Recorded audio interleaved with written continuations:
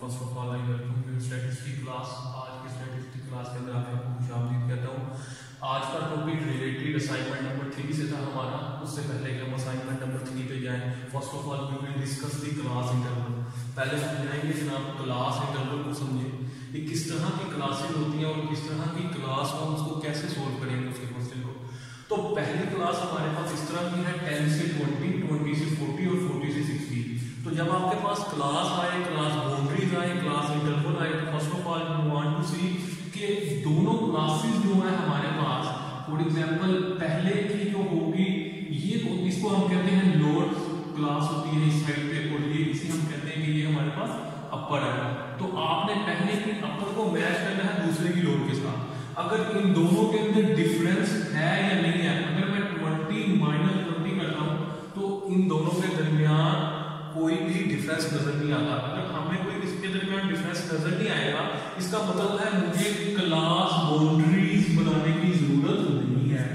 हम class boundaries उस वक्त तक नहीं बनाते जब तक दोनों क्लासों के अंदर डिफरेंस ना हो। फॉर एग्जांपल हम दूसरे एग्जांपल को मैं नोट करता हूं। दूसरे एग्जांपल के अंदर मेरे पास एक क्लासेस दी गई है। The first class is 90 to 99, the other class is 100 to 109। अगर मैं इसकी अपर का कंपैरिजन करूं किसके साथ, लोअर के साथ, तो इसके अंदर गैप आ गया। ऊपर वाली क्लास के अंदर गैप नहीं था किसी साइड पर भी, लेकिन इस क्लास के अंदर गैप कैसे आ गया कि इसकी अपर 99 है और इसकी लोअर 100 है। तो इन दोनों क्लासेस के दरमियान गैप आ गया। अब मुझे इस गैप को पहले खत्म करना है। क्यों?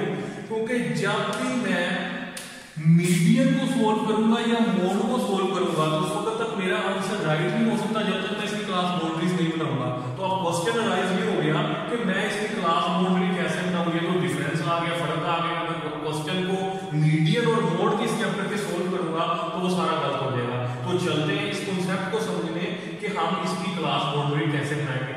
तो जो सेकंड क्लास है हमारे पास, उसकी जो अपर जो लोअर लिमिट है वो क्या है सेकंड क्लास की, वो है 100, और जो फर्स्ट क्लास है उसकी क्या है वो है 99। तो मैं 100 में से माइनस कर दूंगा 99, यानी इसमें से इसको निकाल दूंगा। तो जब मैं माइनस करूंगा तो क्या आ जाएगा 1। जो भी आए उसको हमेशा आपने किस पे डिवाइड करना है, 2 के ऊपर। जो भी आंसर यहाँ है डिफरेंस लेके 5 5 10 9 100 आए 200 आए तो you have to divide by 2। तो जब आप इसको 2 पे डिवाइड करेंगे तो हमारे पास एक आंसर आ जाएगा। 1 को 2 पे डिवाइड करें तो आंसर आ गया हमारे पास 0.5। अब इस 0.5 को पहली के अंदर से आपने लोअर के अंदर से माइनस करना है और अपर के अंदर आपने क्या करते जाना है, ऐड करते जाना। अभी देखिए मेरे पास ये थी 90, तो 90 के अंदर मैंने माइनस किया 0.5, तो मेरे पास क्या आ गया 89.5। और दूसरी थी 99, तो इसके अंदर मैंने प्लस कर दी 0.5, तो क्या आ गया 89.5। तो हर क्लास के अंदर पहले में से माइनस लोअर में से और अपर के अंदर आपने ऐड करते जाना है। तो जब आप ऐड करते जाएंगे तो देखिए 90 में से मैंने 0.5 माइनस किया तो 89.5 आ गया, और 99 के अंदर ऐड किए तो मेरे पास जवाब आ गया 99.5। अब 100 में से मैं 0.5 माइनस करूंगा तो क्या आएगा 99.5, और अगर 109 के अंदर ऐड करूंगा तो मेरे पास जवाब क्या आएगा 109.5। इसी तरह तमाम क्लास में अगर 50 क्लासेस है, 10 है, 20 है, तो पहले में से माइनस जो डिफरेंस आए, हो सकता है कि डिफरेंस 0.05 भी आए, हो सकता है कि डिफरेंस कुछ और भी आए, तो जो भी आएगा तो आपने पहले में माइनस लोअर में और अपर में add, minus add minus add. तो देखें ये हमारा अब डिफरेंस सारा खत्म हो गया है। यहाँ भी 99.5 आ गया, यहाँ भी 99.5 आ गया, 109.5 आ गया, 109.5 हो गया। तो हमारा बेसिकली जो ये कॉन्सेप्ट था क्लास इंटरवल का, तो ये देने का मकसद ये था कि you have to understand when you use median और मोड इन क्वेश्चन। तो जब भी आपको मीडियन और मोड क्वेश्चन आएगा तो आपको ये डिसाइड करना पड़ेगा कि आपको क्लास बाउंड्री बनानी है या नहीं। अगर डिफरेंस नहीं है तो no need of class boundary.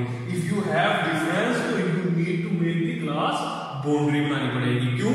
इसका क्वेश्चन सोल्व करते हुए आपको बताएगा। अब हम चलते हैं जनाब एक्स के ऊपर।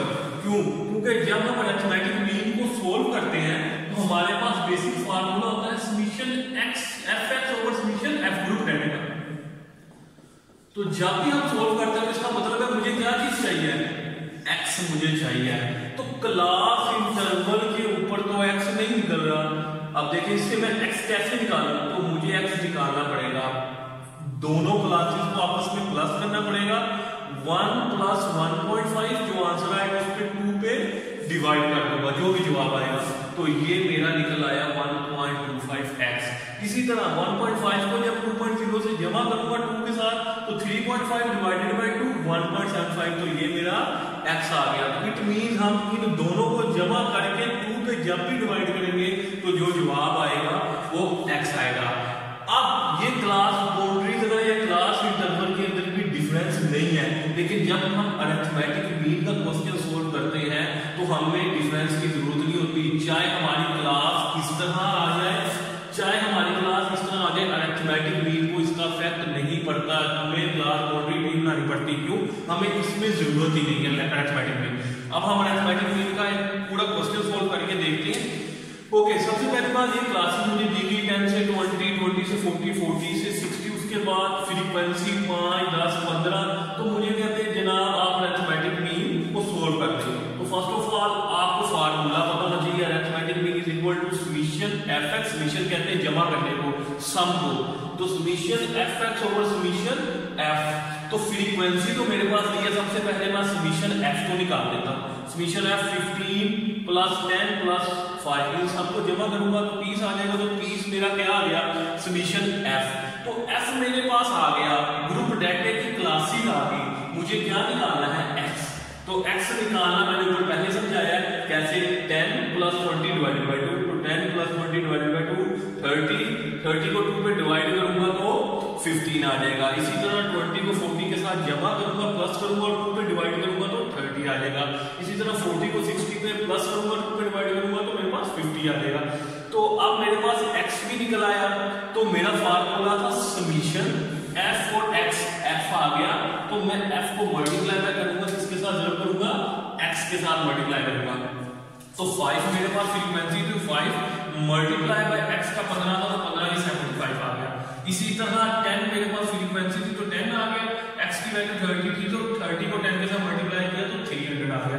इसी तरह f जो था वो 15 था और मल्टीप्लाई बाय 50 के साथ किया तो 750। तो जब इन सबको जमा कर दूंगा मैं, तो समेशन बन जाएगा fx फार्मूले वाला।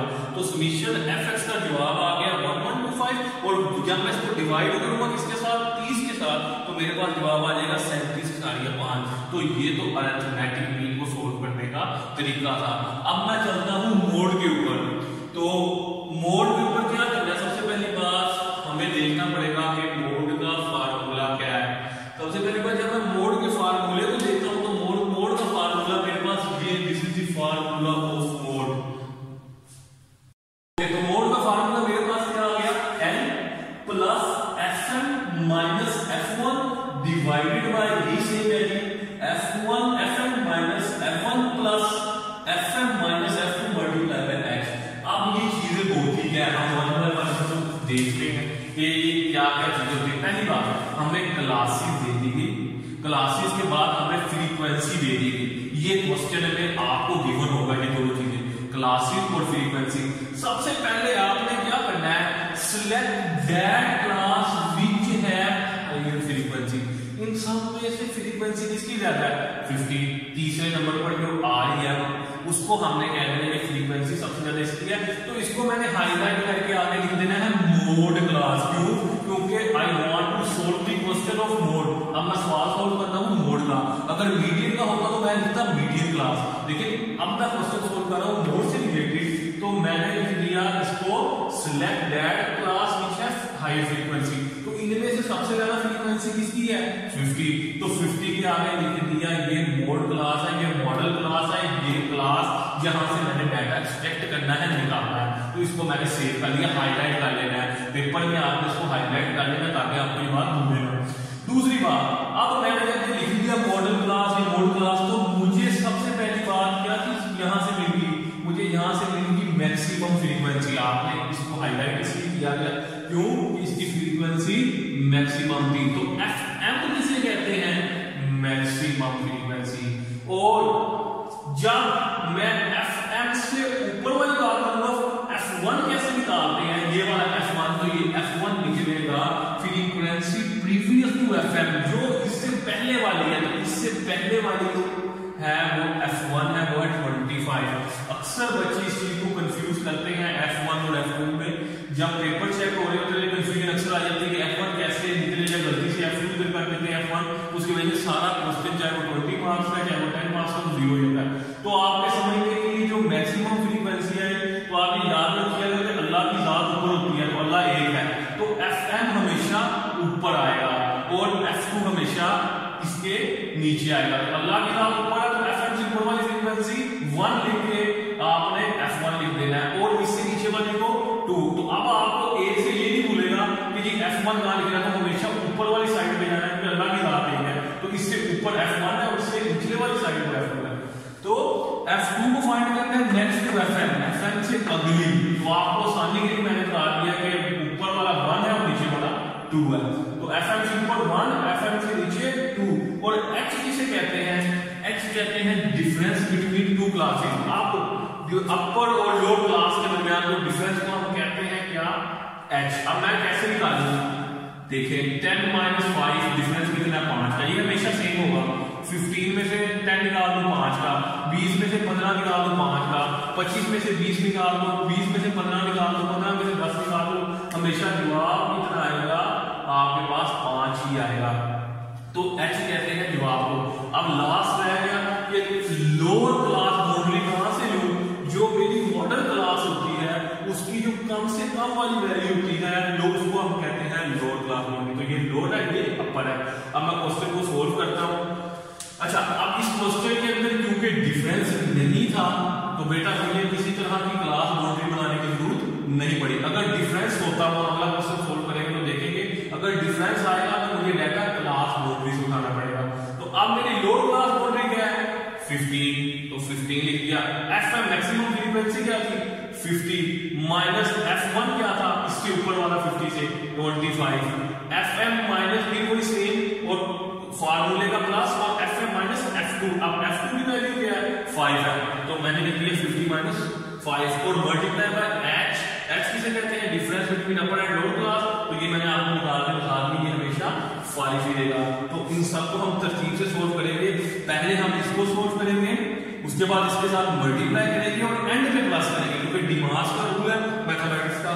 तो हम उसको स्टेप बाय स्टेप उसको फॉलो करेंगे और करेंगे तो हमारे पास ये आंसर आएगा। अब लास्ट टॉपिक की तरफ आपकी असाइनमेंट से रिलेटेड, अगर डेटा इस तरह का आ जाए, फॉर एग्जांपल गैप आ गया, कैसे यहाँ 99 है या 100 है या 109 है या 100 है, तो एक का गैप आ गया, तो 100 माइनस 99 1 डिवाइडेड बाय 2 0.5।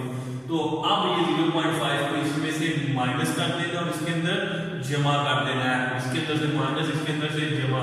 तो देखिए मैंने ऐसे किया, 90 में से 0.5 निकाला तो 89.5, जमा कर दिया तो 99.5। इसी तरह 99.5 माइनस करके जमा करके बाद वो 9.5। तो ये सबको सोल्व कर लिया। तो इसको क्वेश्चन को पूरा मैंने सोल्व नहीं किया, सिर्फ आपको समझाने के लिए। अब मेरे पास सबसे पहली बात, मैक्सिमम फ्रीक्वेंसी क्या है? FM ये है, इससे ऊपर वाला F1 है, इससे नीचे वाला F2 है। डिफरेंस कैसे मैंने लेना है? 110 में से निकाल दो 100, 100 में से 90 निकाल दो, 129 में से 190, 190 में जैसे मुझे सोल्व कर दो, मेरे पास H आता है 10। डिफरेंस है इनका आपस में कितना? 10 का, तो 10 आ गया। तो आपको ये क्वेश्चन करवाने का मकसद कि सिर्फ बाकी सब कुछ हुआ है, लेकिन लोअर क्लास बाउंड्री अब मेरी ये नहीं है, ये वाली। अगर मैं इधर 110 लिखता हूं तो मेरा सारा सवाल क्रॉस हो गया। क्यों? क्योंकि मुझे बनाना है क्लास बाउंड्री। डिफरेंस आ गया, तो क्लास बाउंड्री के अंदर लोअर क्लास बाउंड्री 109.5 है, बाकी सारा क्वेश्चन सेम है, सिर्फ ये गलती की वजह से पूरा सवाल गलत हो जाएगा। तो इसलिए आपने इसको उठाना है, क्लास बाउंड्री को 109.5 को इधर लिखना और इसके मुताबिक सोल्व करना है। होप सो कि you will understand all my material. अगर आपको फिर भी